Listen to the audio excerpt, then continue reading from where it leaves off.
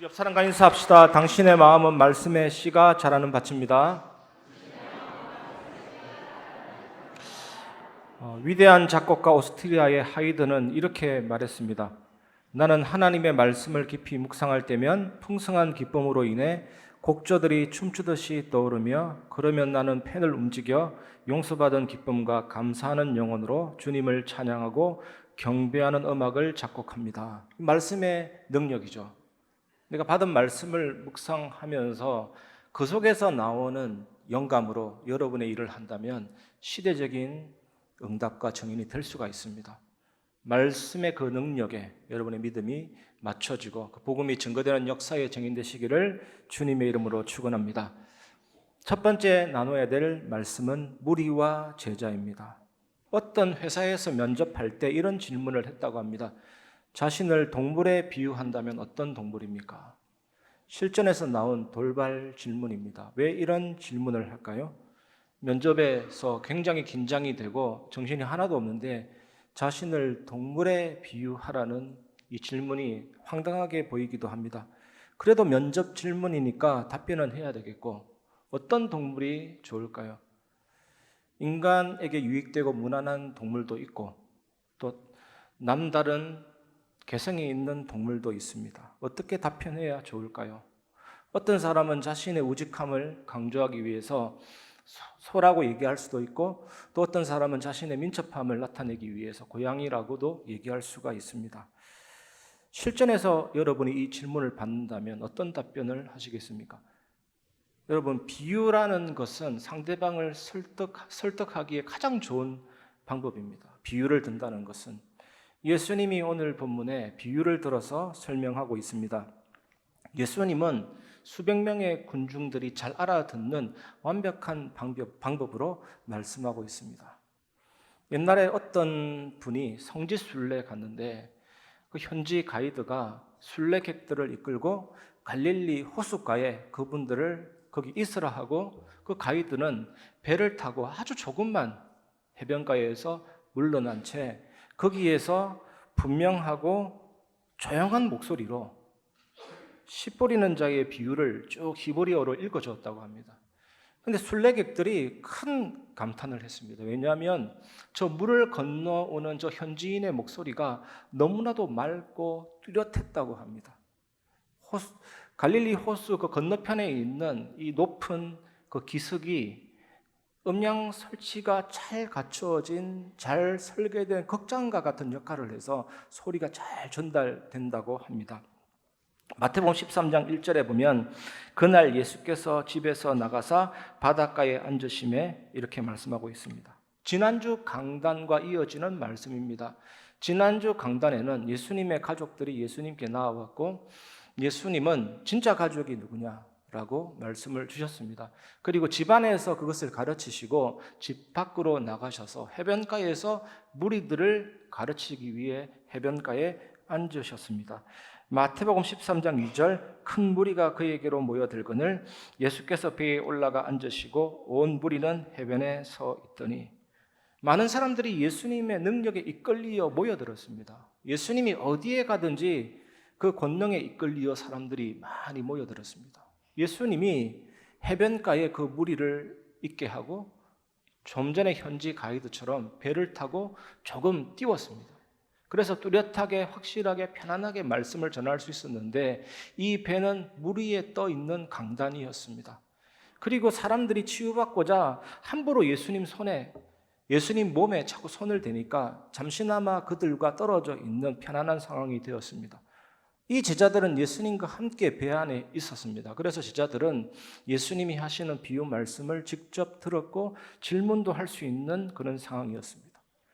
여러분, 오늘 우리가 사는 이 현실은요, 학생은 많은데 제자가 적은 현실입니다. 또 선생이 많은데 스승이 적은 현실입니다. 교회에도 교인은 많은데 제자가 적은 시대입니다. 예수님은 따르는 많은 사람들에서 무리와 제자를 구분하셨습니다. 나이나 외모나 학력이나 실력이나 출신이나 배경을 따지지 않고 그들의 중심을 보시고 구분하셨습니다. 분명히 무리들도 예수님이 메시아라고 생각했습니다. 그런데 문제는 자기중심적이었습니다. 자기 이익을 위해서 예수님을 따랐습니다. 예수님은 이런 무리를 향해서 저들이 나를 찾는 까닭은 떡을 먹고 배고픈 것이다, 배부른 것이다 라고 말씀하셨습니다. 무리는 자기 이익만을 생각합니다. 생각보다 이익이 없으면 미련 없이 떠납니다. 무리는 예수님의 말씀을 듣기 위해서 따라다녔고 때로는 오병이어 기적을 체험하고 나서 이 예수님을 왕으로 세우면 되겠다 싶어서 왕으로 추대까지 하려고 했지만 예수님이 십자가에서 막상 고난받으시고 죽으셨을 때 그 무리는 단 한 사람도 없었습니다. 누구도 예수님을 주님으로 왕으로 고백하는 사람은 아무도 없었습니다. 결정적으로 헌신이 필요할 때, 희생이 요구될 때 무리는 뒤도 돌아보지도 않고 다 떠나갔습니다. 무리는 십자가를 지지 않습니다. 무리는 자기 희생하지 않습니다. 무리는 적당하게 타협하며 삽니다. 무리는 자기 좋을 대로 삽니다. 무리는 남을 위해서 자기를 내려놓지 않습니다. 무리와 제자는 다릅니다. 무리는 자기 중심이지만 제자는 예수님 중심입니다. 무리는 자기 생각으로 가득 차 있지만 제자는 주님 생각으로 가득 차 있습니다. 무리는 자기를 고집하지만 제자는 자기를 부인합니다. 무리는 자기 이익을 계산하지만 제자는 자기 희생을 계산합니다. 무리는 예수님을 따라다니면서 무엇을 얻을까 생각하지만 제자는 예수님을 따라가면서 무엇을 버릴까를 생각합니다. 주님은 마지막 때의 제자들을 찾으십니다. 주님은 무리를 사용해서 일꾼으로 사용하지 않습니다.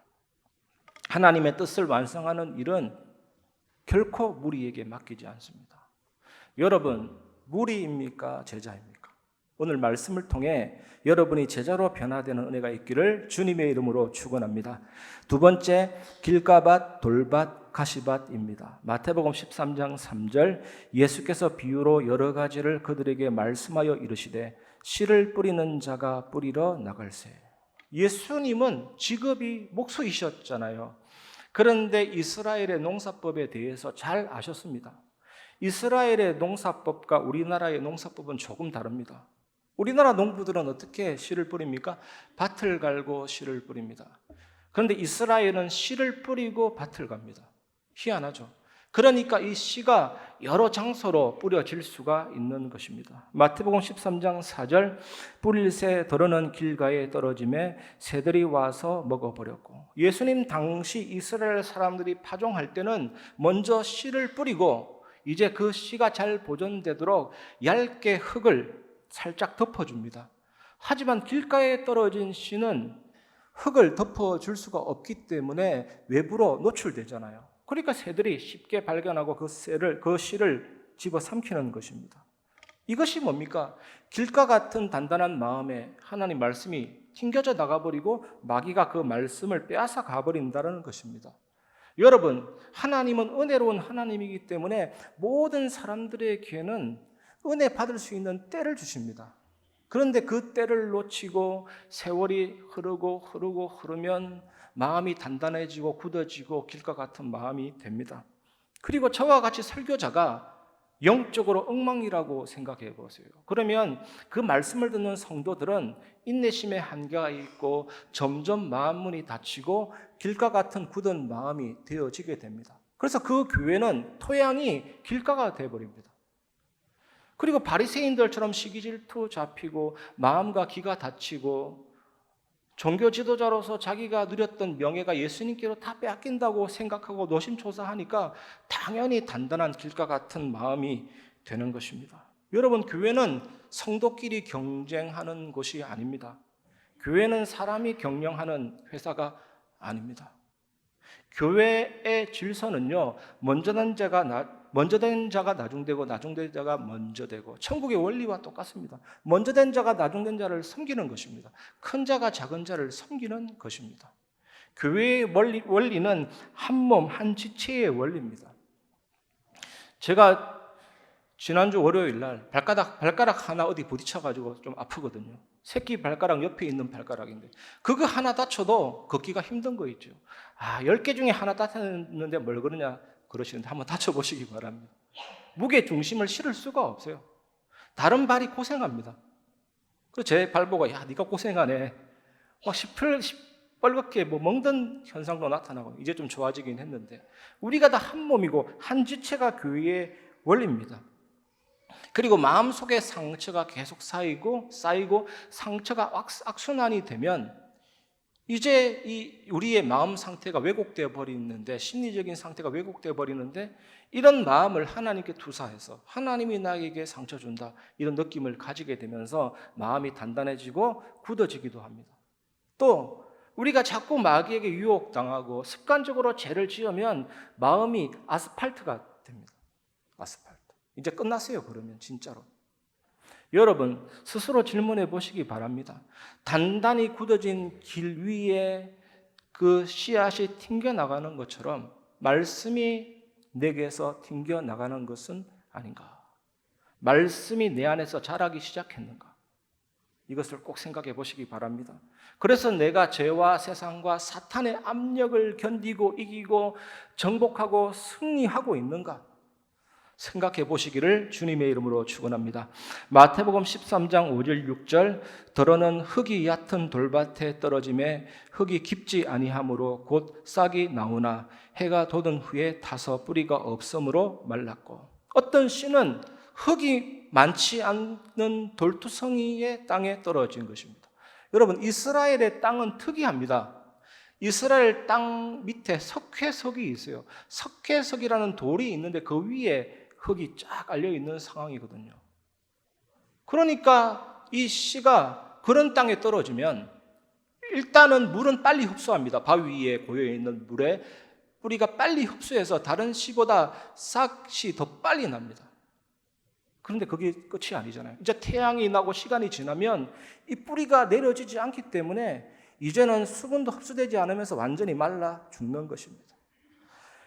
길가 같은 그런 마음은 말씀이 없으면서 있다라고 얘기하는 외식, 겉과 속이 다르는 경우라면 바위밭은 하나님이 아닌 다른 것을 두려워하는 것을 말합니다.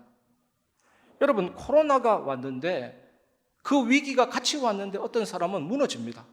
안 나가 성도가 100만 명이잖아요. 어떤 성도는 상관없습니다. 더 신앙의 뿌리가 든든히 서갑니다. 양극화가 일어나는 거예요. 어떤 사람은 위기가 왔는데 망하고 어떤 사람은 위기가 왔는데 승리하고 홍수가 왔는데 다 망하지만 노아는 승리하고 양극화가 오는 것입니다. 베드로를 한번 보세요. 베드로가 뭐라 했습니까? 남은 주님을 부인해도 나는 절대로 주님을 부인하지 않겠습니다. 주님과 함께 죽을지언정 나는 주님을 부인하지 않겠습니다. 이랬잖아요. 근데 죽음이 온 것도 아니에요.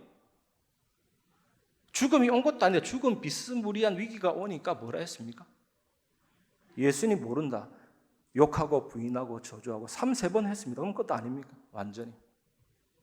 이렇게 뜨겁고 말씀 받아가 기쁘고 주님과 함께 죽겠다 그러고 이래도 안 되는 거예요. 전형적인 바위밭이죠.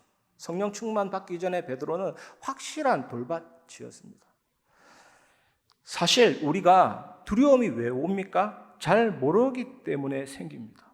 여러분 용인 에버랜드 가서 T-익스프레스라는 롤러코스터 타면 두려움 생깁니다. 왜냐하면 예측이 불가능하거든요. 처음 타는 사람 어떻게 뭐가 될지 몰라요. 그러니까 두려움이 생기는 겁니다. 이 베드로가 어떤 사람입니까? 사도행전 전반부를 책임질 본인의 미래가 남아 있었는데 그걸 몰랐던 거죠. 예수님이 부를 때 그것을 주기 위해 불렀는데 사실 몰랐습니다. 그런 영적인 상태 수준도 아니었고. 여러분 두려워하지 마시기를 바랍니다. 실체를 알면 두려움은 사라지고 없어집니다. 오직 하나님을 존경하고 두려워하시기 바랍니다. 그래서 뭐라고 했습니까? 너희를 누가 죽이려고 하거든 두려워하지 마라. 몸과 영혼을 동시에 죽일 수 있는 하나님을 두려워하라. 전지전능자 하나님이 있기 때문에 두려워할 이유가 없어집니다. 하나님을 존경하고 두려워하시기를 주님의 이름으로 축원합니다. 그래서 오늘 이 말씀을 보면서 분명히 기억해야 될 것은 저 사람이 기쁘게 말씀 받는다고 좋은 밭이 아닐 수도 있겠구나 이렇게 생각하셔야 되는 것이죠. 여러분 절대로 베드로처럼 내 자신에게 대해서 장담하지 마시기 바랍니다. 우리는 50보 100보입니다. 잘 되면 교만하고 안 되면 낙심할 수가 있습니다. 여러분 제일 좋은 것은 오늘 이 말씀이 예배를 통해 여러분에게 전달될 때 기도하는 예배 기도가 중요해요. 실제적인 영감이 내게 임하게 하여 주옵소서. 주님, 내가 어떤 상황에도 변치 않는 돌박 같은 인생 되지 않도록 오늘 나의 모든 마음밭을 돌덩이를 뽑아 주시옵소서. 얼마나 좋습니까? 예배 때 기도하시고 여러분의 마음 상태가 완전히 성령 충만해지시기를 주님의 이름으로 축원합니다. 마태복음 13장 7절 더러는 가시떨기 위에 떨어짐에 가시가 자라서 기운을 막았고, 가시덤불 있잖아요. 찔리는 가시덤불. 이것은 밭의 경계를 표시하기도 했습니다. 가시덤불이 밭의 경계선이에요. 또 야생동물이 들어오지 못하게 하는 울타리도 됐습니다. 그런데 또는 지난 해의 가시덤불이 밭에서 마른 상태로 남아있다가 이제 씨가 자라서 올라올 때 같이 뚫고 자라 올라와서 그 가시가 그 씨를 찔러서 더 이상 자라지 못하게 막았습니다. 이 가시덤불이 자라면서 영양분을 빼앗고 햇빛을 가려버려서 더 이상 자랄 힘이 없어서 그 씨는 열매 맺지 못했습니다. 농부에게는 전혀 도움이 되지 못했습니다. 여러분, 많은 성도들이 말씀 받잖아요. 여러분도 말씀 받잖아요. 그런데 내 안에 있는 가시와 상처가 말씀의 씨가 자라도록 해야 되는데 자꾸 찌르고 해서 성장을 가로막는다는 얘기입니다. 그러나 여러분, 상처는 우리 인생의 걸림돌도 되지만 동시에 상처는 영적 성장의 기회입니다. 기회. 역설적이게도 상처나고 아픈 상황에서 영적 성장이 이루어집니다. 영적으로 성장하는 사람은 상처로 인해서 위기에 몰린 가운데서 자라게 됩니다. 그런데 많은 사람들이 상처에 무너집니다. 여러분, 그래서 우리가 꼭 붙잡아야 될 언약은 요한복음 19장 30절 다 이루었다라는 주님의 말씀, 그 십자가 언약 붙잡으시길 바랍니다. 나의 모든 가시덤불과 엉겅퀴와 돌을 십자가로 다 가져갔습니다. 다 분쇄하고 박살내시고 우리에게 좋은 치유와 은혜를 선물하는 그 십자가를 누리시길 바랍니다. 죄의 값을 치르고 저주의 값을 치르고 사망과 사탄의 권세를 정복하시고 불사의 약이요 죽음의 해독제인 그 십자가가 우리의 치유입니다. 십자가를 바라보고 십자가를 붙들 때 치유가 일어나게 됩니다. 예수님이 육체적인 고통을 당하셨습니다. 찔리시고 상하지고 책임받고 징계 받으셨잖아요. 예수님은 정신적인 고통을 당하셨습니다. 내 마음이 심히 고민하여 슬퍼서 죽게 되었다 이랬잖아요. 예수님은 영적인 고통을 당하셨습니다. 엘리엘리 라바 사박다니 어찌하여 하나님 나를 버리셨나이까. 예수님은 상처를 입으신 치유자, 우리의 모든 문제를 해결하시고 우리의 상처를 해결하신 치유자이십니다. 그 십자가 붙을 때 우리는 치유되고 고쳐지고 만져지고 회복됩니다. 상처 속에서 승리하고 자라고 이기게 됩니다. 그 십자가를 붙드시기를 주님의 이름으로 축원합니다. 그런데 우리가 인생을 살 때 생전 모르는 사람한테 상처받지 않습니다. 낯선 사람한테는 상처받지 않습니다. 늘 익숙하고 얼굴을 대하는 사람에게 상처를 주로 받습니다. 상처를 받는 경로도 다양하지 않습니다. 늘 그 말과 그 성격 때문에 우리는 상처를 주고받습니다. 그래서 상처받는 상황을 충분히 예측할 수가 있습니다, 여러분.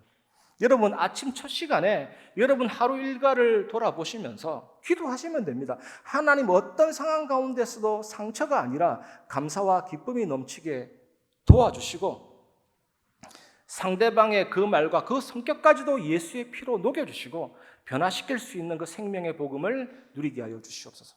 하나님이 이럴 때 눈이 번쩍 뜨이는 겁니다. 네가 정말 성령 충만한 그런 상태를 요구하고 있구나. 하나님이 응답하시고 성령 충만함을 베풀어 주십니다. 그래서 순교자 손양훈 목사님 아시잖아요. 자기 아들을 죽인 사람을 양자로 삼았습니다. 그 양자가 나중에 목사님 됐거든요.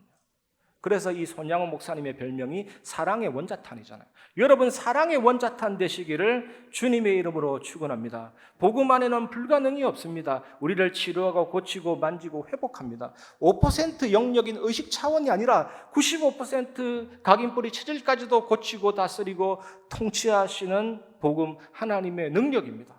진정으로 여러분 마음에 참된 평안함 넘치시기를 주님의 이름으로 축원합니다. 세 번째, 좋은 땅에 떨어진 씨입니다.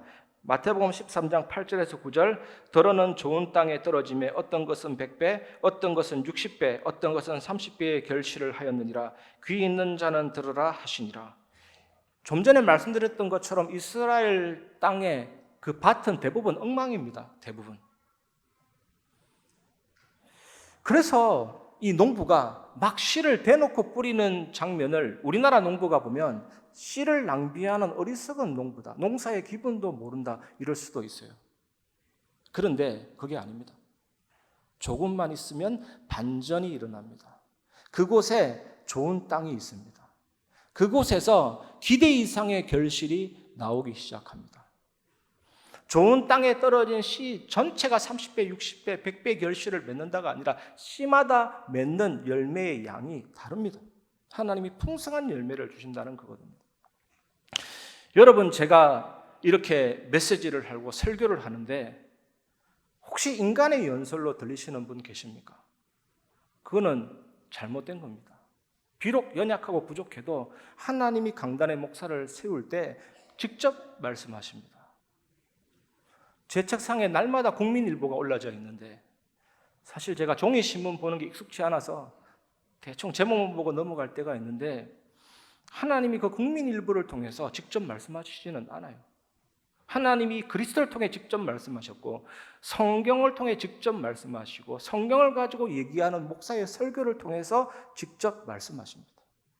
마음이 좋은 밭인 사람들은 그 하나님의 음성을 듣기 시작하고 자라기 시작합니다.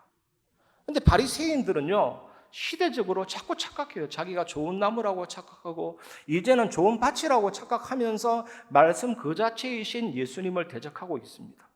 얼마나 어리석습니까? 제가 우리 성도님을 보고 내 인생을 봐도 좀 안타까운 것은 내가 어떤 밭인지도 모르고 그냥 교회만 왔다 갔다 하면서 매너리즘에 빠져서 신앙생활 하시는 분들은 좀 안타까운 거거든요. 여러분 어떤 밭입니까? 여러분 어떤 성도입니까? 진심으로 부탁드립니다. 여러분 마음밭이 잘 기경되어서 말씀의 씨가 자라나 결실을 맺는 축복의 정인 되시기 바랍니다. 제자가 되시기를 주님의 이름으로 축원합니다. 저는 항상 기도합니다. 불타는 진리가 되게 하옵소서. 진리는 냉랭할 수가 있습니다. 불타는 진리가 되게 하옵소서. 저는 우리 교회를 두고 항상 얘기합니다. 말씀만 살아있는 것이 아니고 체험도 살아있게 하여 주옵소서. 두 개가 같이 가야 되거든요. 성령의 사건이 일어나게 하시고 말씀의 기적이 일어나게 하여 주시옵소서. 저는 정말 간절하게 기도하고 전달하고 있습니다. 여러분에게 정말 마음의 밭이 기경되어서 말씀이 능력 있게 자라나는 옥토가 되시기를 주님의 이름으로 축원합니다. 말씀을 마무리하겠습니다. 묵은 땅을 기경하시기 바랍니다. 오늘 성령께서 저의 설교를 통해서 여러분들에게 씨를 뿌리고 계십니다. 지금 여기에도 혹시 네 종류의 밭이 있을 수가 있습니다. 길가, 돌짝, 가시, 옥토. 어떻게 이 바위를 드러내고 돌을 분쇄하고 가시를 뽑아내고 불태워서 없앨 수가 있습니까? 여러분 솔직하게 기도하면 됩니다. 솔직하게. 이 시간 솔직하게 나갔으면 좋겠습니다. 하나님 정말 내 마음밭에 돌처럼 박혀있는 시기, 질투, 탐심 모든 상처를 다 뽑아내서 가루로 만들어 주십시오. 정말 내 마음에 가시처럼 엉켜있는 말씀을 자라지 못하게 하는 모든 가시와 상처를 뽑아서 치료하여 주옵소서. 나를 새롭게 하여 주옵소서. 옥토가 되게 하시고 나의 마음밭을 갈아엎어 주시고 기경하여 주시옵소서. 정말 사람에게 상처받고 환경에게 상처받는데 모든 것들을 다 품어버리고 복음 안에서 다 녹여버릴 수 있는 변화를 체험하게 하여 주시옵소서. 하나님 나를 깨트려 주시옵소서. 나의 생각과 감정과 의지의 출처가 하나님이게 하여 주옵소서. 나의 모든 본성이 예수님의 십자가의 보혈 안에서 녹아내리게 하여 주시옵소서. 정말 나의 모든 상처를 가져가서 치유로 바꾸는 그곳인 십자가를 붙들게 하여 주시옵소서. 나의 인생과 영혼과 운명이 바뀌는 다 이루신 예수 그리스도 십자가의 복음의 능력을 체험하게 하여 주시옵소서.